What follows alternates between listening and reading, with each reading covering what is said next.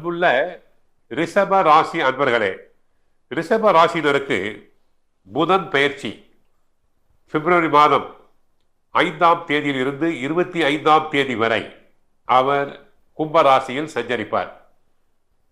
ரிஷப ராசியினருக்கு 2ஆம் இடமாகிய தன குடும்ப வாக்குஸ்தானத்திற்கும் அடுத்து அவர்களுடைய 5ஆம் இடமாகிய பூர்வ புண்ணிய ஸ்தானத்திற்கும் புத்திரஸ்தானத்திற்கும் புத்தி ஸ்தானத்திற்கும் உரியவர் புதன் பகவான்.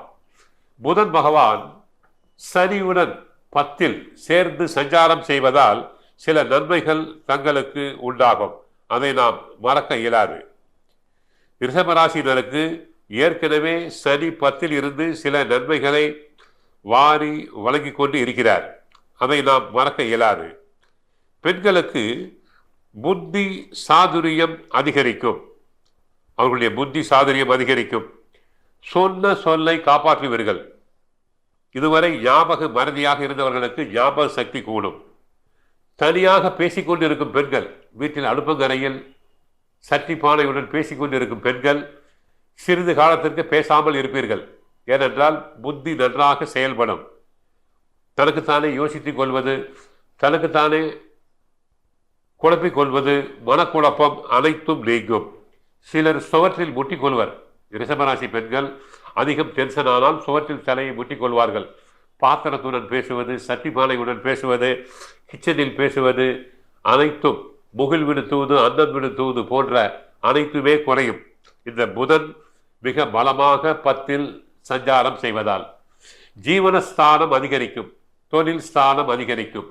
வியாபாரம் செய்பவர்களுக்கு நன்றாக வியாபாரம் நடக்கும். தொழில் இரட்டிப்பாகும் லாபம்.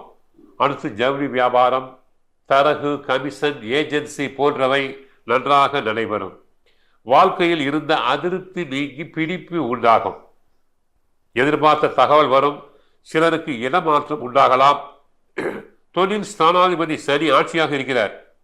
தொழில் வியாபாரத்தில் சுப செலவு உண்டாகும்.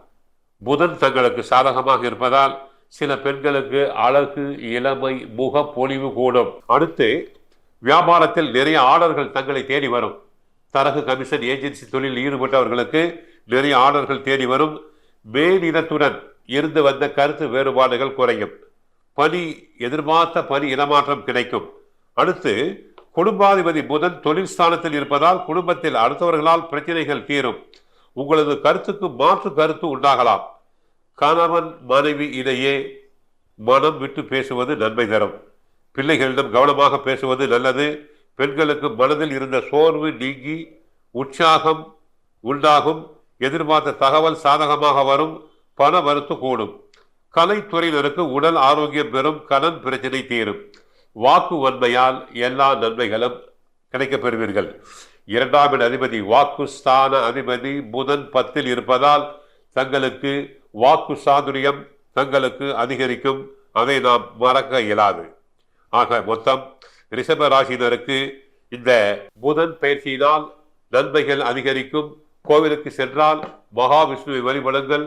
புதன் பகவானுக்கு நெய் தீபம் ஏற்றுங்கள். வாழ்க வளமுடன், மங்களம் உண்டாகட்டும்.